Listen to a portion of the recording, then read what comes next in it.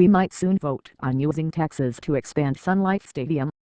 Action is speeding up like a 2-minute drill.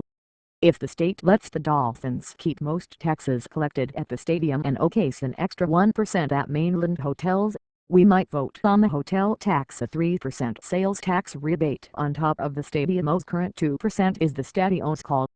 Other steps intervene, avoiding guff. Scaldo's veto. The county team deal and commission vote, but still we should strip away hyperbole and emotion and prepare for a May vote.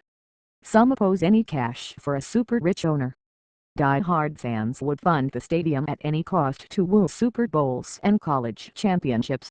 We understand both views, but they do not help the rest of us pick what's best. We need a yardstick. Enter economist bearing studies. The one always used to support sports teams is economic impact. The higher, the better. The Greater Miami Chamber of Commerce heard a list of sports impacts last week. Florida International University, $50 million a year. Florida Panthers, $100 million. Homestead Speedway, $250 million. $1.4 billion each for the Miami Heat and the Dolphins. We need to celebrate what Miami has, said Jeff Bartle, who chairs the Chamber Sports Committee. There's plenty to celebrate. But how can we relate economic impact totals to decisions like handing $200 million to the Dolphins? How much higher could the team's $1.4 billion impact go with a partial roof, better lights and more seats? Would it be worth tax aid? Is it the best public use of money that is not free, as commissioners and the Dolphins erroneously claim, and could help us elsewhere instead? After all, every activity has economic impact, explains University of Michigan professor of sports management Mark Rosentraub. As he tells classes, if you toss a brick through a windshield, there's lots of economic activity, including labor, glass sales, insurance payments, police time and more. An impact analysis measures it all. An epidemic of vandalism, with lots of bricks through windows, would be an impact boom, giving new meaning to impact windows. Indeed, the biggest economic impact in Miami-Dade history came when Hurricane Andrew uprooted lives and property but did trigger big spending and jobs. Some called it Street Andrew. Lots of economic impact. Be careful what you wish for and look for the costs of the impact to go along with the benefits. Take Marlins Park. We spent $3 billion, including interest, to build it, a fact that now makes former backers cringe. Still, says Mr. Bartle, the team had a $600 million impact last year. Over the life of the stadium, bonds that would yield $18 billion impact for a $3 billion cost, which all now agree is a bad deal. That's because economic impact is only impact, not gain. It does not include costs to achieve the impact or offer a yardstick for trade-offs for use of money, or tell us if an $18 billion impact for $3 billion spending leaves us better off or not. We have to be careful about using the word impact, though, explains Michiganos professor Rosentraub, because people erroneously think it means increment.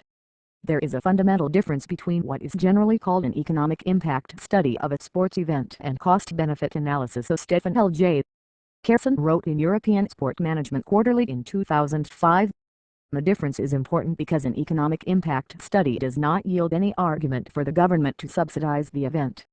Only a cost-benefit analysis can provide the necessary information. Though we have no such cost-benefit analysis for Sun Life Stadium. In 2011, Mr. Carson put his hypothesis to the test, probing the economic impact of the 2005 Pan American Junior Athletic Championships in Windsor, Ontario. Before the event, the local convention bureau estimated economic impact at $2 million to $4 million. Mr. Carson found true impact was even higher, $5.6 million. Unfortunately, when costs were considered too, the cost-benefit study showed a net loss of $2.4 million.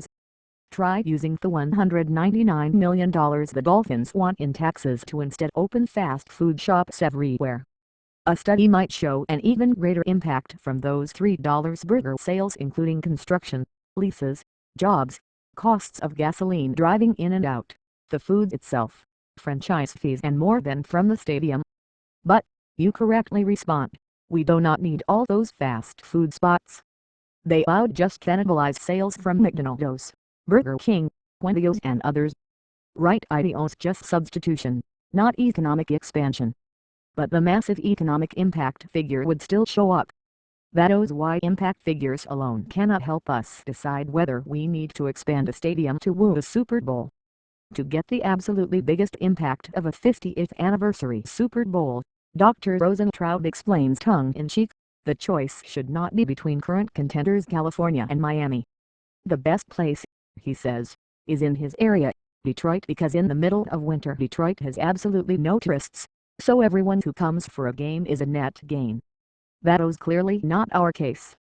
In either California or Miami, seasonal non-football visitors would be displaced from hotels to other cities in the state, Dr. Rosentraud noted. While Detroit could offer a bigger impact than Miami, it's clearly not as good a choice for anyone involved but Detroit. Impact alone is misleading.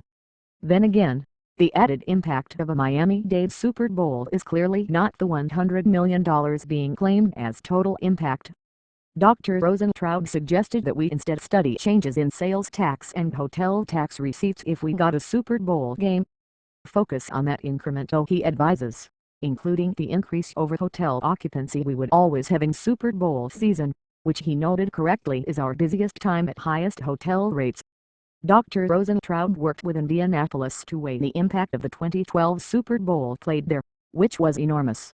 The question he had to answer, is it worth it to create government investment to protect teams in Indianapolis? There, the National Football League's Fan Fest starting the Tuesday before the Sunday game energized downtown and lured proud residents. Was that worth to a community? He asked.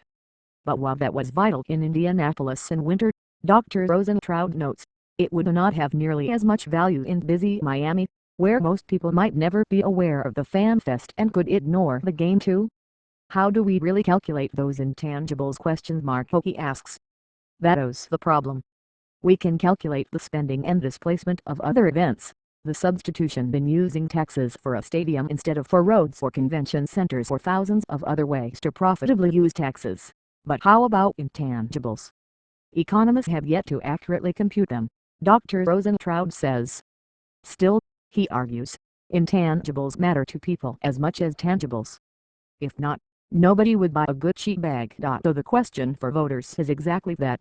Should we spend tax money on the sports equivalent of a Gucci bag, a very expensive Super Bowl game that makes us feel really good?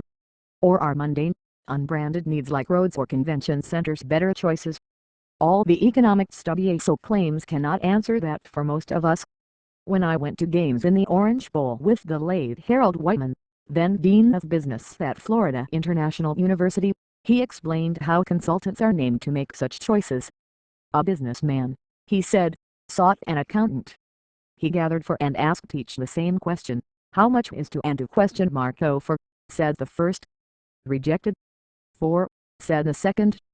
Out. For, said the third. Nix.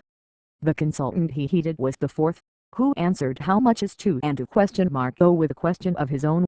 How much do you want it to be? Those how many will value expanding Sun Life Stadium and luring big games. How much do you want it to be?